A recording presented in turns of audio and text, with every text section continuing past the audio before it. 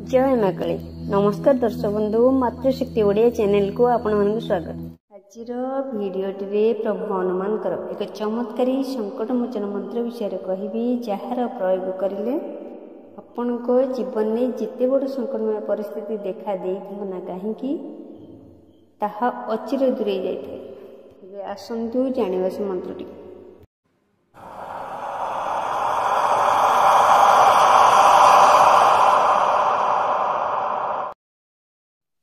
हिंदू धर्मानुसार भगवान हनुमान को शिवंकर रुद्रावतार रूप में ग्रहण कराए। प्रभु हनुमान भगवान रामचंद्रकर सबुठ श्रेष्ठ भक्त और समर्पणर प्रतीक अटंती। जो व्यक्ति सठिक नियम और प्रभु हनुमान दृढ़ विश्वास सहित ए मंत्र को जप करें जीवन सबु संकट दूर हो जाए। तेणु प्रभु हनुमान को संकट मोचन कहुए।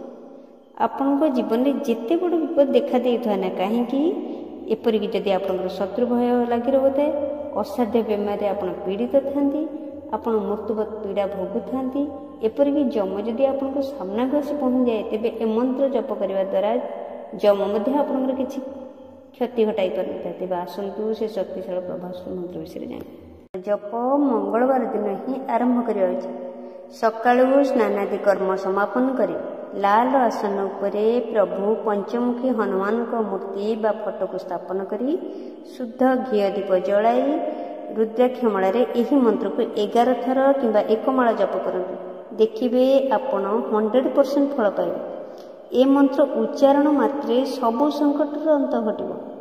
तेबे मंत्रटी हैला ओम नमो हनुमते रुद्रावताराय सर्वशत्रु संहारणाय सर्वरोगहराय सर्ववशीकरणाय रामदूताय स्वाहा। आउ थरे जानतु ओम नमो हनुमते रुद्रावताराय सर्वशत्रु संहारणाय सर्वरोगहराय सर्ववशीकरणाय रामदूताय स्वाहा।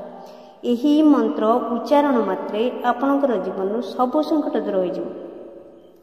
जदि वीडियोटी भल लगिला लाइक शेयर कमेंट करेंगे और चैनल को सब्सक्राइब करेंगे। रहुची धन्यवाद, नमस्कार।